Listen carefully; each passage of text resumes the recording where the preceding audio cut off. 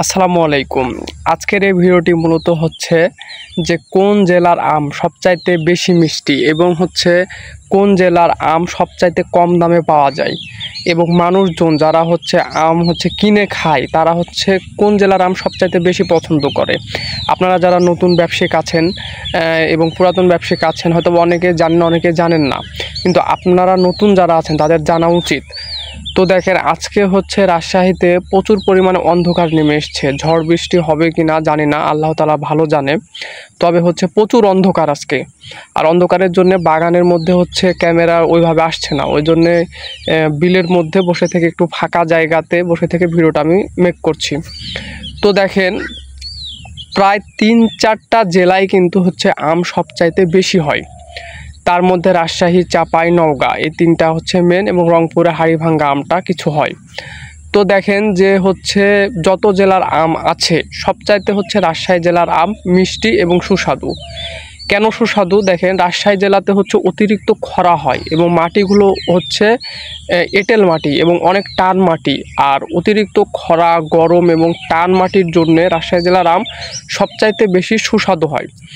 আর যে জেলাগুলোতে হচ্ছে বালু মাটি এবং স্যাঁতসেঁতে ভাব থাকে, যেমন নওগাঁ, তারপরে হচ্ছে চাপাই, এইগুলার আম অতটা সুস্বাদু হয় না, একটু পানসে টাইপের হয় এবং একটু টক থেকে যায়। কিন্তু রাজশাহীর আম একদম হচ্ছে ক্লিন আম যাকে বলে, সবচাইতে সুস্বাদু আম।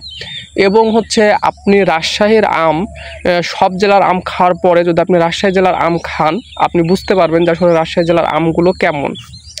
আর সবচাইতে কিন্তু কম দামে আপনি রাজশাহী জেলা থেকে আম ক্রয় করতে পারবেন, কারণ এটা যেহেতু আমের রাজধানী বলা হয় রাজশাহীকে, এই জন্য এখানে আপনি সবচাইতে কম দামে কিন্তু আম ক্রয় করতে পারবেন। আমাদের যে আড়ত আছে সে আড়তে যারা হলো প্রান্তিক কৃষক আছে, যাদের 4টা 5টা 10টা গাছ আছে বা কারো 20টা ছোট পরিসরে বাগান আছে, তারা আমাদের আড়তে কিন্তু আমগুলো নিয়ে আসে এবং আমরা হচ্ছে দাম দর করে আমগুলো কিনি। এবং আমাদের যে বাগানগুলো আছে এ বাগান থেকেও কিন্তু আপনি আম নিতে পারবেন সরাসরি এসে।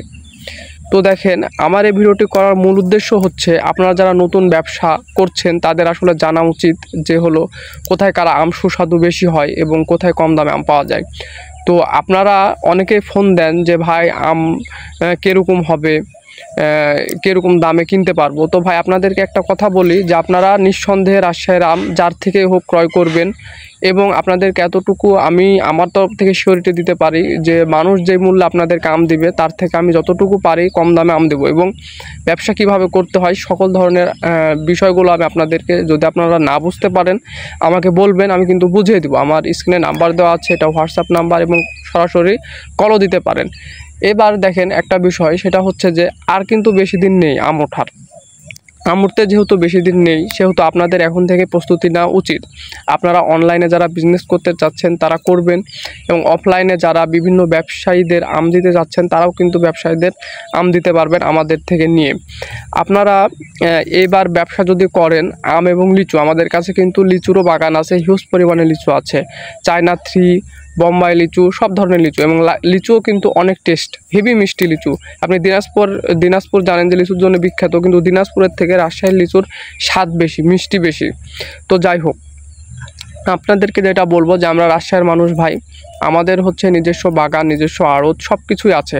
কখন কিভাবে কোন আম আপনারা ক্রয় করলে, কিভাবে ক্রয় করে বিক্রি করলে আপনাদের প্রফিট হবে সেটা কিন্তু আমরা জানি, এবং কিভাবে আমগুলো নিলে আপনারা ভালোভাবে কাস্টমারগুলো ধরে রাখতে পারবেন, কাস্টমার আপনাদের হাতের বাইরে যাবে না, সেটাও কিন্তু আমরা জানি। তো সর্বোপরি একটা কথাই বলবো যে হচ্ছে আপনারা রাজশাহীর আম ক্রয় করেন, রাজশাহীর আম বিক্রি করেন, ইনশাল্লাহ আপনারা ভালো কিছু হবে এটা আমি আশা করছি এই বছরে। তো সবাই ভালো থাকবেন, এবং ইউটিউব থেকে দেখলে বরাবরের মতো অবশ্যই সাবস্ক্রাইব করে দিবেন, এবং পেজ থেকে দেখলে অবশ্যই ফলো করে দিবেন। আসসালামু আলাইকুম।